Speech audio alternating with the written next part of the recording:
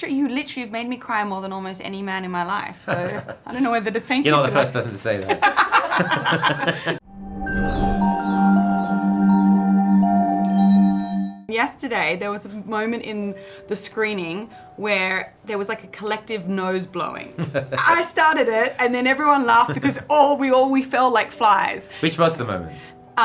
Without giving it away, it was something with Amanda's character. Oh, yeah. And I was just like, ah! Yeah. What is it about this story, and certainly when it comes to dogs and our relationship with them, that kind of really touches a nerve? I don't know. I mean, there's something magical about the book, and that's the reason it sold 6 million copies in the US and all these different languages. It's published in all these different languages, and it's something to do with the family told from the dog's point of view.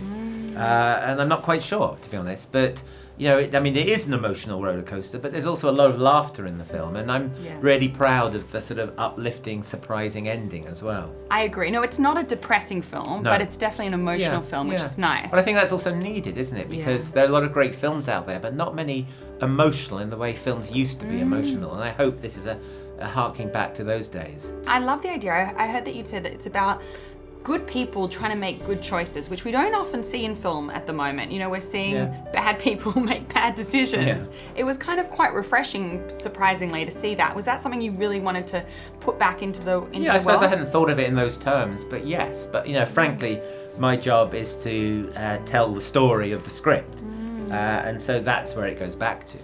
Now, you touched on it before, but it was this interesting idea of, like, we've seen people get married thousands of times, on tens of thousands of times, and people being born and dying. But seeing it through the eyes of a dog is quite interesting. How challenging was that to... Well, that was actually interesting because, very often when you do a scene, you think, oh my God, we've seen so many weddings or whatever. But in this case, it was like, okay, well, and where do you place the camera? But in this case, it was, well, we know the dog is here, so let's start off with the camera down low, and it just gave the scene an original take. Did you have to make any changes to the set or think about that because everything's done from...